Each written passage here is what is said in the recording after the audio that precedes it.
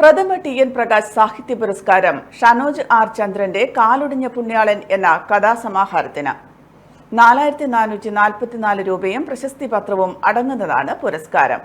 Doctor K P. Mohanan, Ashokan Charuvil, advocate K K. Ramesh എന്നിവരടങ്ങിയ ജൂറിയാണ് വിധിനിർണയം നടത്തിയത്. March 24 വൈകുന്നേരം 4 മണിക്ക് കണ്ണൂർ ശിശക് സദനിൽ നടക്കുന്ന ടി.എൻ. പ്രകാശ് അനുസ്മരണ ചടങ്ങിൽ വെച്ച് ഗതാഗത ടി. പത്മനാഭൻ പുരസ്കാരങ്ങൾ സമർപ്പിക്കും.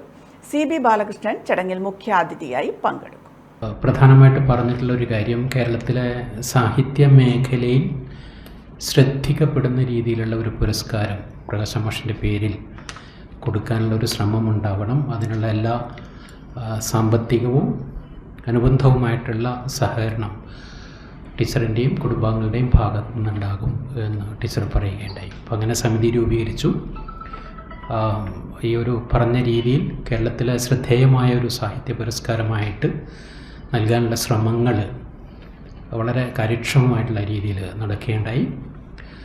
അപ്പോൾ അതിൻ്റെ ഒരു പൂർത്തീകരണമാണ് മാഷിൻ്റെ ആദ്യത്തെ ഓർമ്മദിനം മാർച്ച് 24 കണ്ണൂരിൽ വെച്ച് പുരസ്കാര സമർപ്പണം, അനുസ്മരണ പ്രഭാഷണം, അതുപോലെ തന്നെ ഒരു ഓർമ്മ പുസ്തകവും ഈ ഒരു കാലയളവിൽ മാഷുമായിട്ട് അടുത്ത ബന്ധമുള്ളവരെല്ലാം വളരെ ആഴത്തിലുള്ള സ്പർശങ്ങൾ ഉൾപ്പെടുത്തിക്കൊണ്ടുള്ള ഒരു പുസ്തകം കൂടി പ്രസിദ്ധീകരണത്തിന് തയ്യാറായിട്ടുണ്ട്.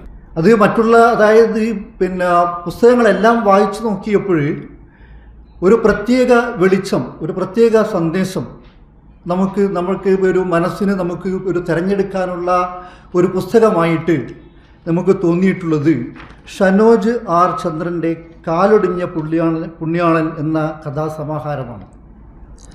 അതായത് മിത്തും സമുദായ ജീവിതവും ദേശചരിത്രവും ഒക്കെ താളത്തിൽ കോർത്തിണക്കിയിട്ടുള്ള കഥകളാണ് ഷനോജ് ആറിൻ്റേത്. അതുപോലെ തന്നെ കഥകൾ പരിശോധിച്ചതിൽ ആർദ്ര KS എഴുതിയ നളിനി കാന്തം എന്ന ചെറുകഥ 1ാം സ്ഥാനത്തിന് അർഹമായിരിക്കുന്നു. മാതാറാസ് India hospital, Pamban Madhavan road, Thalap, Kannur. Phone 04972761303.